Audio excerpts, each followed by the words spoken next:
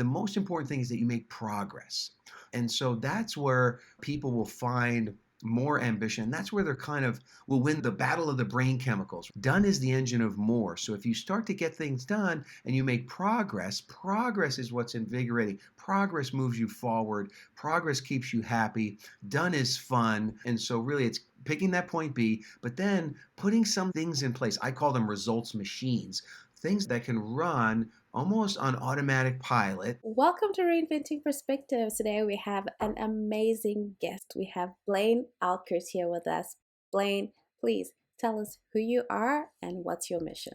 And yes, my name is Blaine Oelkers. I'm actually in Phoenix, Arizona. Happy to be on the Australian podcast. I'm America's only Chief Results Officer. So I basically help people get stuff done. I think that I'm on the planet here. God has put me here to help people take control of their lives by taking control of themselves. That's kind of what I think my divine mission is. So I've been doing that now pretty steady here for the last 14 years. And I really do enjoy helping people with what I would call personal implementation. I have a company called Self-Fluence, which is basically the power you already have to influence yourself. It's not that you need anything new, but God's given you everything you need. You have it right there. You just might not be using it to its best effectiveness. So I come alongside of you and help you do that. Oh, I love that. I have to tell you what got me. When I read that it said in your bio, America's Chief Results Officer, I said, I have to talk to him. Because we all need more results. Thank you so much for that, Blaine. Thank you for that intro. What led to this? Your journey to this point? Yeah. Yeah, I probably had two moments of dawning comprehension that really kind of changed my life. The first one was when I was in college. So I was in college and I saw this little ad. Now, I've always been, and maybe some of the listeners are like this, I always felt like I've been a seeker, like trying to seek out knowledge, figure out how could I make myself better? And I saw this ad for an audio cassette tape, so kind of dating myself a little bit here, but an audio cassette of this book called Think and Grow Rich. And so it's a pretty famous book. Many people might have heard about it. So I sent away for this audio tape. And it was actually a reading of the book by Earl Nightingale. Kind of pretty cool. He ended up being one of my mentors. But I read that book. And when I read that book in college, I realized, and later I came up with a saying called WYTABA, what you think about, you bring about. But I realized that it was my thoughts that kind of dictated what happened in my life. And so I realized that there was a little bit of a systematic process of controlling your thoughts, but then directing your thoughts and your mind, your conscious mind and your subconscious mind towards the things that you really wanted to do. So that was kind of dawning comprehension moment too. And that served me well in my life. I actually met my wife in college. We've been married 30 years now. So success even there as well. But for me, then the second thing, which led me on this path to self-discovery, was my degree was in computer science, and I was working a corporate job, and I came back from a business trip, and my son Bo, he was 1 year old at the time, he was kind of like giving me the cold shoulder when I got back. And I said, Beth, what's going on with Bo here? Why is he giving me the cold shoulder? And she said, well, you were gone so long, he kind of forgot who you were. That hit me like emotion. That hit me hard. And I realized that night, I thought, when I was a kid, I'd come home, both my parents worked, and I'd come home. If my brother wasn't there many times, I'd come home to the empty house. All these feelings welled up inside of me. And that moment of dawning comprehension led to a clarifying decision. And that night I said, no matter what, I'm going to be a work from home dad. I'm going to cut away all the other options and I'm going to figure out how can I work from home. So it took me a year. I started a couple of businesses. And it took me a year to save up enough money and kind of make the jump. And then we had a second child on the way. But a year later, I broke free from the 9-to-5 job. And that was 27 years ago. So now the kids are grown and out of the nest. But what that did is that afforded me time to do more self-development. When I got rid of that 50 hours a week I was putting in the job, yes, I was building a business, but I was building businesses that didn't have any daily operations. And I had the time to invest in self-development. And I realized through that time and through some prayer that I was here to help people with personal implementation, with getting more stuff done personally. And I had some friends of mine. We were in a mastermind group together, which is kind of a collection of people that come together to help each other out. And they said, look, why don't you be our results person, be our mindset person? I said, oh, that sounds like something I'd like to do. I started doing that for these mastermind groups, which I still do today, as well as do this for business owners. But they started calling me the chief results officer because I put together frameworks and master classes and teachings and accountability structures so that they were getting stuff done every week. So they called me that. And then I said, well, that's a cool title. I will accept that title. And then I went to the United States Patent and Trademark Office and I said, look, this is a unique term. I hadn't heard it before. Could I have the registered trademark, which is like an R with a circle on it? And so I was granted that. So now I can say I'm America's only chief results officer. So that might have been longer story than you wanted, but you got the full story. Oh, that's very, very interesting because I said I definitely want to know how he got to this point. And I love that story. Blaine, a lot of people, myself included, and I'm sure a lot of our listeners, we struggle with that. Everybody wants results, but actually getting results, that's a whole nother thing. How do we shift our mindset from sort of being dreamy visionaries to being people who are results people? I would say our lives are filled with information and maybe now, thanks to the internet, filled with knowledge, right? But knowledge is not transformation. Implementation brings transformation, and you have to take some action to move forward. And I think that for most people, you need to kind of get in touch with your ambition, right? What is your level of ambition? So that's kind of like, what is the level of passion around what you're doing? And if the level of ambition is not high, then maybe you may be pointed in the wrong direction. And typically, when people get pointed in the right direction. Now realize that destination you can't change overnight. I can't just go from $10,000 in sales to, $50,000 in sales immediately, but I can change my direction immediately. I find if people don't have a lot of ambition, they're probably pointed in the wrong direction.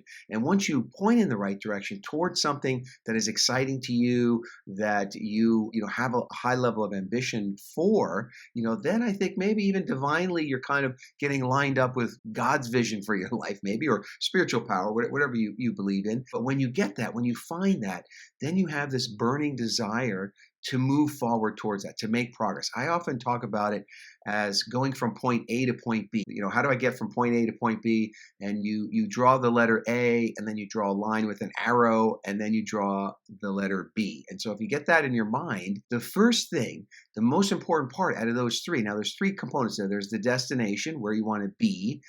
Then A is where you are today. And then the line is the journey. And it's interesting, I do a lot of workshops where I'll write that up on the board or, on the overhead or whatever. And then I'll say, what's the most important out of those three?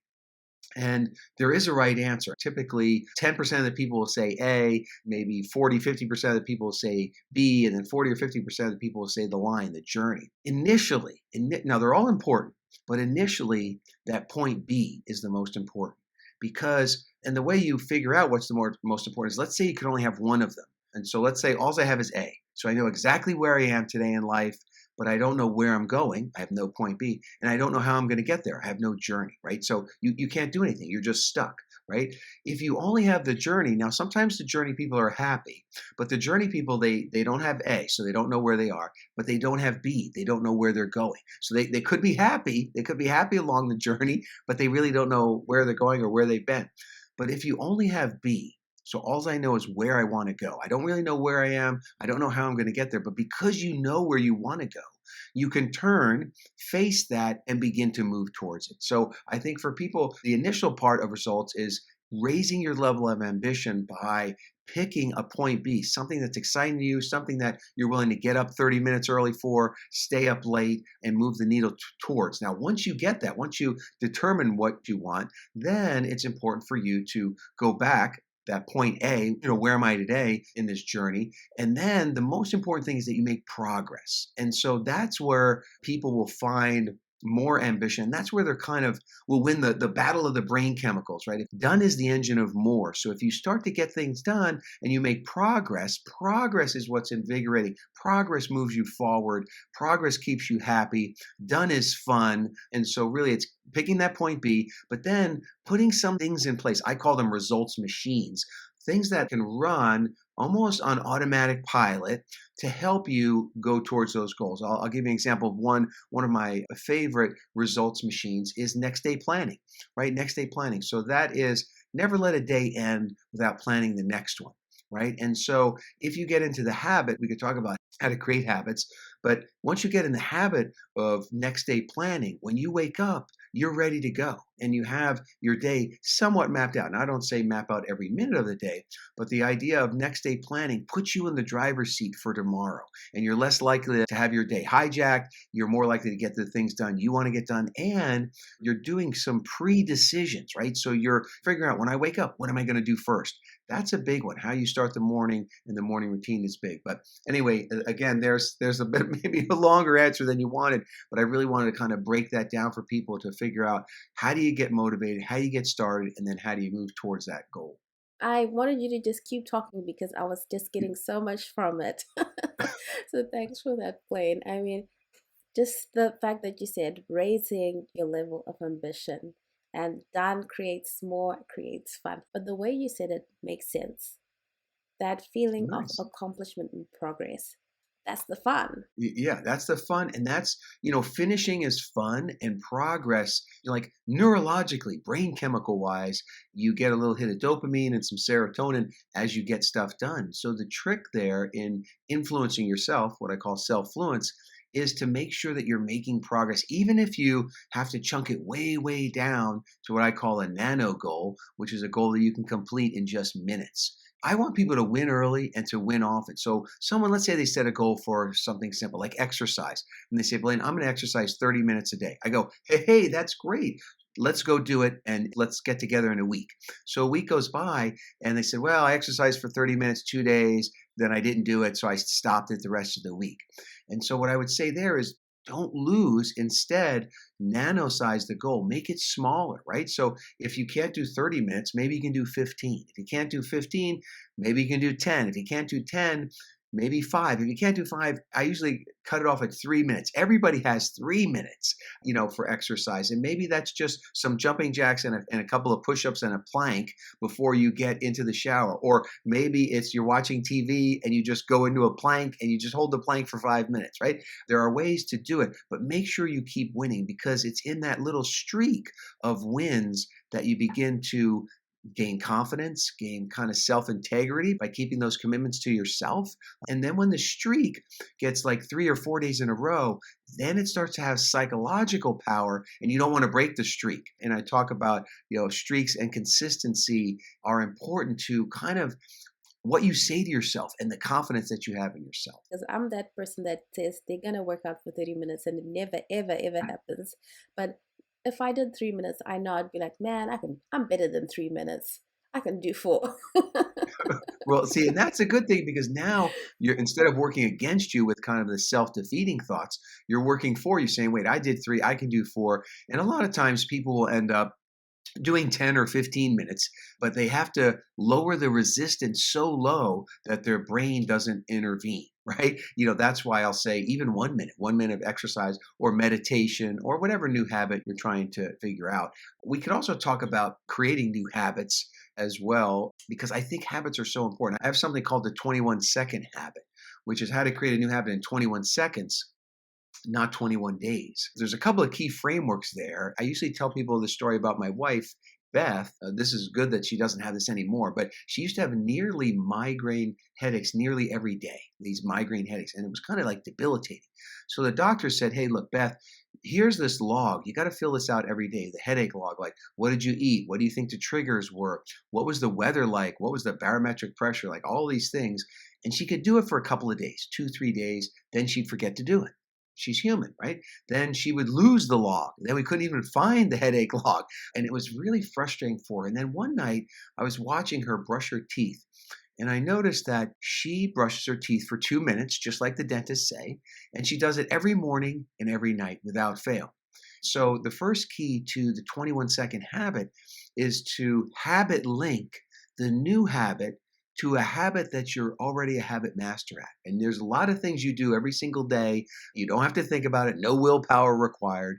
I didn't have to tell her to brush her teeth. So what we did is we took the headache log and we put the toothbrush and the toothpaste on top of it. And so while she brushed her teeth, she filled out the log. And she went from 2 to 3 days and then losing it to 90 days in a row of filling out that log without missing a day. Because every day she was right there. She knew where the log was and she was brushing her teeth without any willpower or anything. So the first thing is habit linking to something that you're already a habit master at. And now today, actually, she rarely has a migraine, one every couple of months, which is fantastic. The second part to the 21-second habit, I'll give you an example of myself. So after I noticed her doing that, I said, okay, let me test this out. I want to start two new habits. One is I want to do this Bible app every single day, first thing in the morning. And two, I was taking a physical shower, but I wanted to take a mental shower. I want to take a mind shower where I wanted to spend some time cleaning my mind, taking out the head trash from social media and news media and family and friends who don't understand what a chief results officer does and all these kind of negative things. I wanted to do that every single day. And so what I did is I thought, okay, what could I habit link to? What do I do every morning?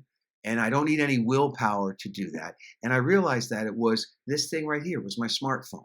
And so sometimes the alarm goes off today because you're in Australia and I'm in the United States. I did wake up from the alarm, but it was my phone was the first thing I touched every single day. So I said, okay, I'm going to habit link to the first time I open my phone each morning. So what I did is I moved all the apps off the home page. So when I opened up my phone, I would see this Bible app and an app called Headspace, which is a meditation app to do the mind shower. And I said to myself, I'm going to do those things the first time I open my phone. Now, here's the second key to the 21-second habit. First is habit linking. The second is you need to kind of surf an urge to want to do something to give yourself the energy and the drive to do the new habit. So for me, like when I open my phone, like why do I open my phone first thing in the morning? Well, I want to see, did my kids text me? Do I have any emails? Did any orders come in? What's going on in the world? I want to check social media. There's all these things. I had these urge to want to do all those. And I surf that urge by saying, okay, I can't do any of that stuff until I do this items. Now, I like a 10-minute mind shower, but again, if I'm short on time, I'll do a 3-minute one, right? I'll just nano size that goal. So for me, now today was like day 1536, I think, in a row that I've done that habit because no willpower is required and I habit linked it and then I surf the urge. And the last part that you can do to the 21-second habit is you can add leverage. And what I mean by that is that we are very pain and pleasure motivated people. And so if you can add in some pleasure or some pain to you keeping that habit, it does help you stay with the habit. So for example, you can say, look, if I do my mind shower, my Bible app 30 days in a row, we're going to go out to dinner, right? Or something like that. If you involve other people, that helps with the accountability. But you give yourself some kind of reward for producing a streak. And then the opposite of the reward, the pain, is there's some kind of leverage, right? So maybe I make a deal with my wife and I say, Beth, if I miss this habit, then I have to do something for you, right? Whatever that is. Maybe she wants me to scrub the floors or wash out the garbage cans or whatever it is, something I hate to do. So you have that leverage on yourself. All those things work together to reduce that resistance, that's amazing. Thanks so much for sharing that, Blaine. We always think we never have enough time to do anything. Right. Okay. So again, I often say powered by self-fluence. It's all about you kind of taking control, power that you already have. So it's not something new. Like with the 21-second habit, you already a habit master. Like my wife unbrushing her teeth or myself opening my phone every day, right? I don't have to think about it. I'm already a habit master at so many things. And it's the same thing with the 30-minute hour. So the 30-minute hour had to get an hour's worth of stuff done in 30 minutes. So you're compressing time. Again, this is something you already know how to do. You don't have to learn anything new. You've already done it before, and it's very powerful. Now, it's so powerful that I want to make sure, I want to ask you a question because I want to make sure that we use this new power for good and not for evil. And so what I like to do is let's say that you and I had 4 30-minute hours in a row.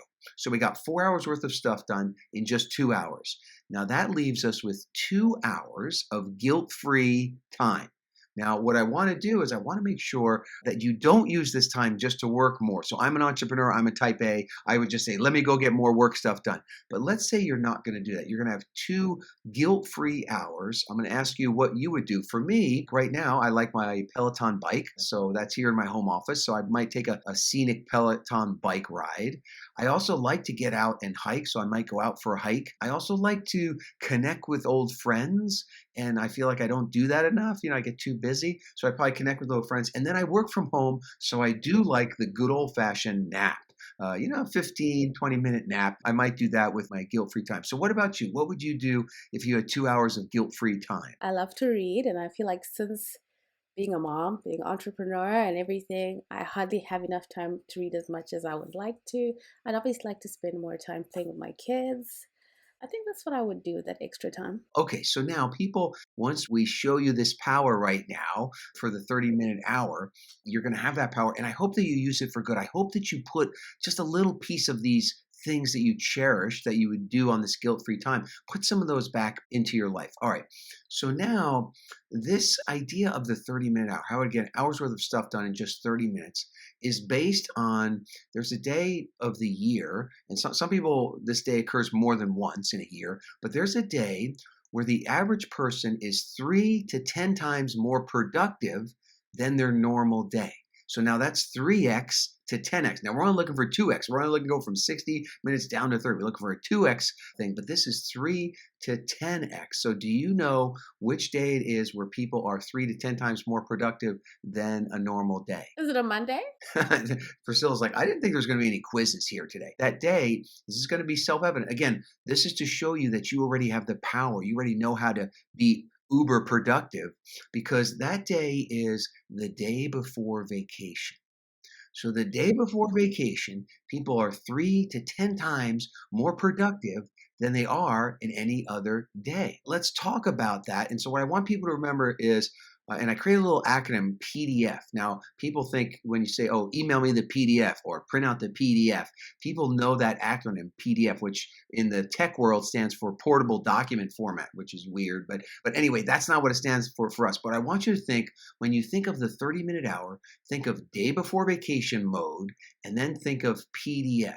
And PDF stands for plan, delegate, and focus. Let me unpack why this day is so different and how you can use that day to have these 30-minute hours. So the first one is planning. When you're going on vacation, that day before vacation, you plan that thing out way more than you plan out a normal day. So if you'll use planning, planning will get you some 30-minute hours right away. So I like next day planning, which is I never like a day to end without planning the next one. So I do it at night. And typically with the day before vacation, you do plan it the night before.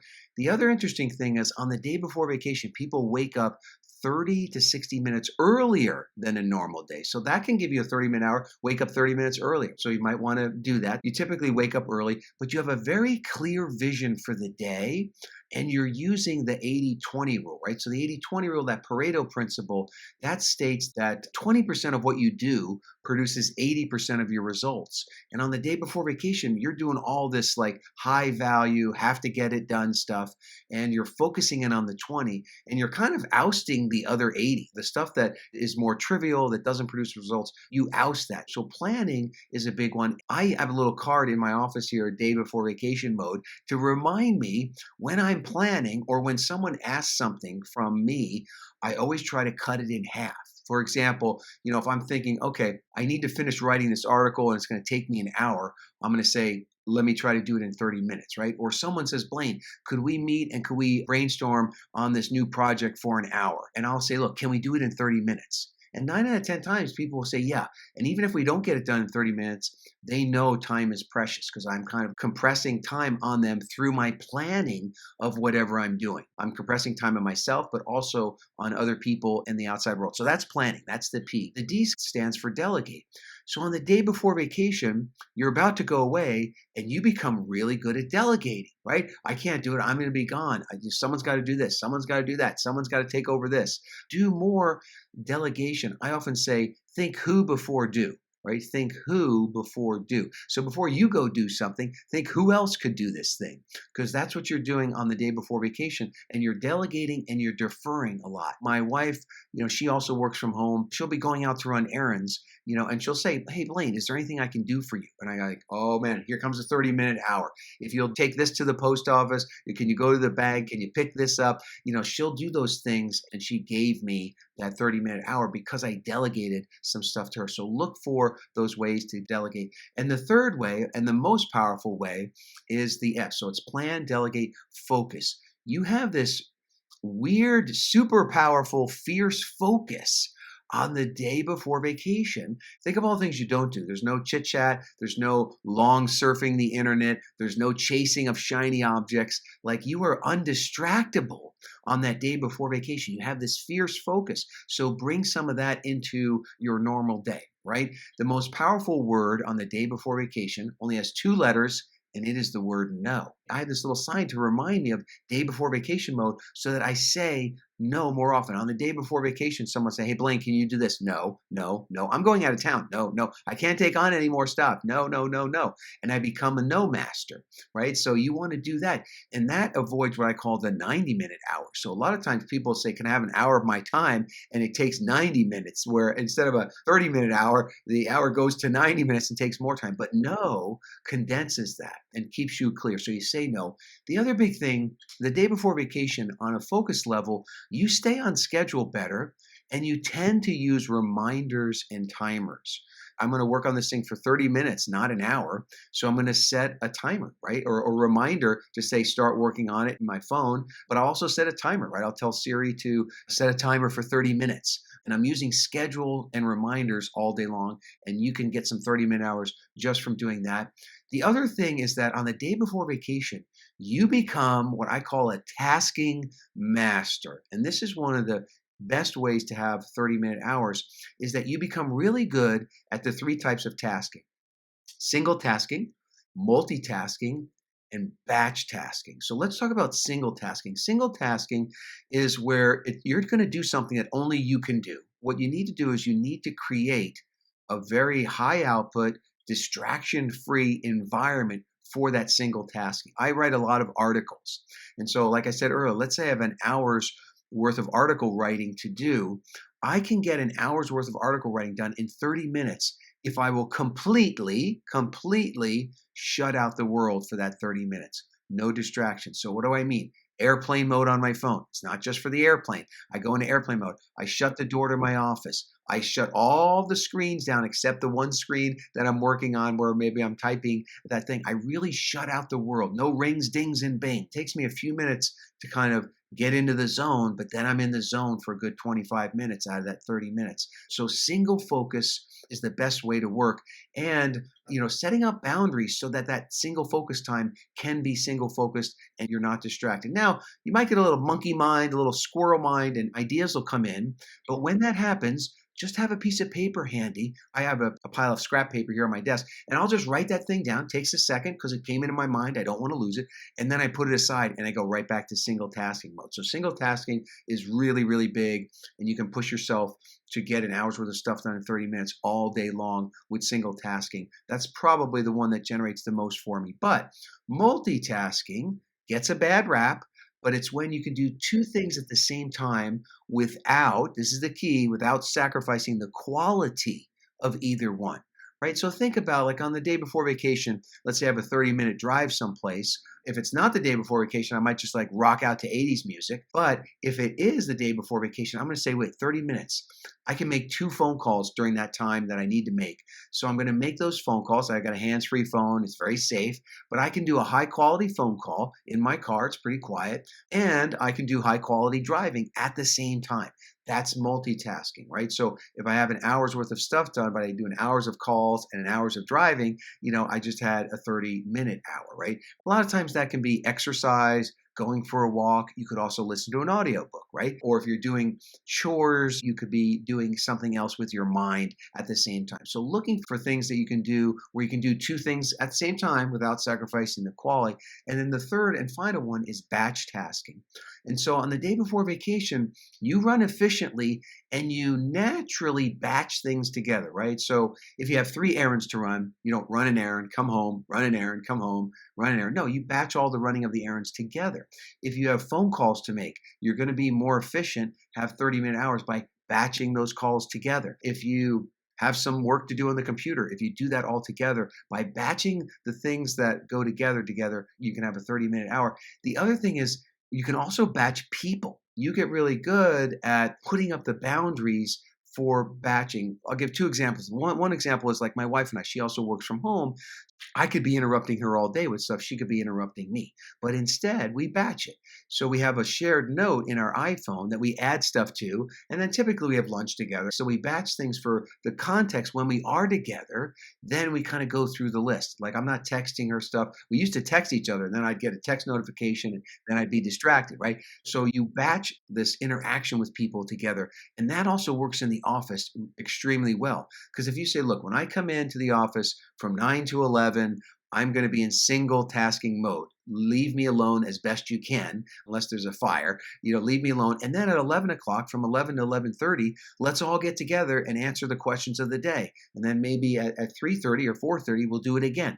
So you batch that time. You put boundaries in place so that the work can happen. And the real key is that outside of that time, you're not being interrupted. So that's batch tasking. And you can also use, apps to speed things up. Maybe I talk too fast, but a lot of podcasts I can listen to at 1.3 speed or something like that to save time. So there's some technology that can save you time watching TV shows without commercials, things like that. And the last thing is about the day before vacation. Some of the power, some of the magic happens because the day before vacation releases your inner perfectionist. Right? So the day before vacation releases your inner perfectionist. Done is better than perfect. You can't get it perfect. You can't do it all. You have this limited time. And so you let things get done as best they can, or you delegate it and they're not going to do as good a job as I could do it, but 80% done is better than not started, right? You release that inner perfectionist. You let things get done, and be delegated. That is the 30-minute hour think day before vacation mode, and then think PDF, plan, delegate, focus. Oh, that's so good. I think I'm going to have to listen to this again. And I think the audience is going to have to listen to this again because there's so many things to take away from this. Thank you so much for your time, Blaine. I always ask, what is the number one book, whether it's personal development, productivity, or whatever it is that you would recommend to a new entrepreneur? It has a claim that it created more millionaires than any other book in business. And that is the book that I mentioned earlier, Think and Grow Rich. But to finish the story about Think and Grow Rich, I have the book I read in college. So I got that audio tape, and then I actually read this paperback book, Think and Grow Rich. And like I said, I had some success in life. I met my wife and in business. And I made enough money that I ended up buying this book of Think and Grow Rich, which is one of the first 5,000 copies. This is one of the original copies. What was interesting is when I opened up the very first page, it says, what do you want most? And so I read that page and I go, whoa, wait a second here.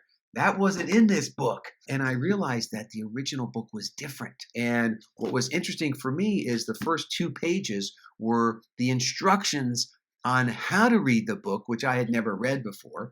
And I followed those instructions. And at the time, my business was worth a couple $100,000, maybe like $300,000. And I really wanted to own $1 million business. A business that was worth $1 million. And I thought, it might take me 5 years or something to really build it up based on how it had built initially. But within 5 months, not 5 years, my business was worth $1 million because I followed those instructions, which I can unpack those instructions for you. But then what happened for me is that I couldn't find the original version. And so luckily, The real original version was in the public domain. And so the book I would recommend is Think and Grow Rich, the book study edition. My name is at the top. So what I had to do is I had to create what's called a derivative work. So I took the original and I preserved it. And then I added a book study at the beginning and end of each chapter. I help you have a book study of the book because it's more like a textbook. It's a lot of stories, but it's very applicable type stories. And then I had written a guidebook. I add that in. So it's kind of like three books in one. It's the original Think and Grow Rich, but then it's also a book study and it's also my guidebook. So that would be the book that I would recommend for people. I read it every year. I've read it close to 70 times now, I think. It's a book that I go back to time and time again. That's one of the things I wanted to ask you because when I saw you said there were some pages that were missing, and I have to admit this, Blaine, and people are going to crucify me for for admitting this. I really struggled to read Think and Grow Rich, and I know it's like a classic, but I really struggled to get it. I couldn't get it. It was written 100 years ago, right? So some of the English and some of the things are a little tricky. I do like the original version. It has just a little more kind of flavor and life to it when you read the original way that he wrote it. It is sometimes older English and older stories.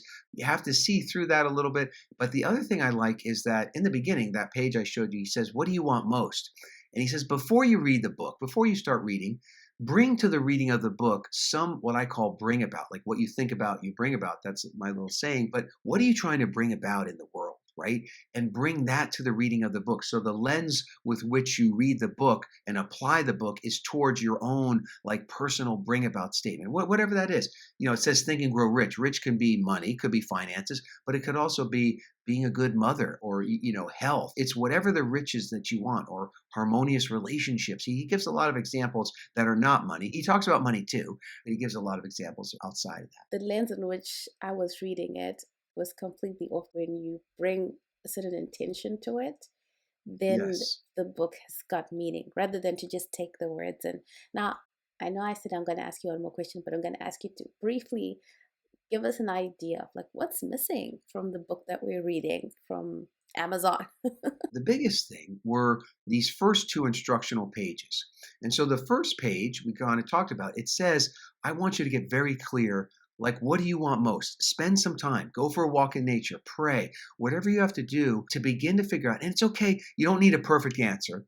You just need an answer for today. Like for today, what do you really want from life? Or what do you think God's desire for your life is, right? What do you really want? Spend a little time and pick something and then move forward. And as you move forward with it, you might have to adjust it or it might get bigger or smaller. That's okay. But you have to figure out what drives you. We talked about earlier the ambition, right? What brings you that fire of desire where you get excited about it and you're willing to wake up early and go do it. So that's the first thing is a laser focus on what are you trying to bring about. And he likes specifics, like very specific, maybe size of business or how many people you're going to serve. The more specific you can get, the more your subconscious mind can help you. So that was missing page number one. Instruction was that. The second page was all about how to read the book. I did that all wrong, only a chapter a day, no more than one chapter a day, so that your brain can absorb it. That was a big key. But the other thing, and this is what made all the difference for me, is he said you had to read it with other people. Like almost, he called it a study club or a mastermind group. You need to read the book with other people. And when you read it, he gives like very specific instructions. Read the chapter aloud, like with other people. You read, somebody reads or you take turns. You read the chapter aloud, and then you talk about how the chapter applies to your bring about statement. And everybody in the room has the opportunity to say, well, Priscilla, I think this would be good for you. Like they pour into your bring about statement and you pour into their bring about statement. So anyway, that's the real key is to read it with other people. It could just be one other person. And I created the book study edition to make it easy to read it with other people or to have the book study virtually with me, right? Because I'm giving you kind of my take on each chapter. So you have that, but you have to read it together. So those are the missing instructional pages. And then it's the way that you read the book. Do you take the action steps that he talks about? And there were some chapters that were changed, maybe for political correctness, I don't know, but there were things that were taken out of that book. And that was around different people that affected his life. And so some of that, I think, in the reading of the original book, you get a deeper flavor of who influenced Napoleon Hill as well. That sounds amazing. I have to get that edition and really get a deep understanding because I said, how can I be failing to understand a classic? It's crazy. But now Right. I know, and I don't feel so bad because you told me something was missing. Now, Yeah, and you know what? Send me your address and I'll send you a copy of the book for sure. thank you so much for that. Thanks, Wayne. Well, my last question is always, what has faith meant to you on your journey? I feel like I was kind of one of the lucky ones because when I was a kid, I was in my backyard and I was lying in the grass and I was kind of looking up at the blue sky.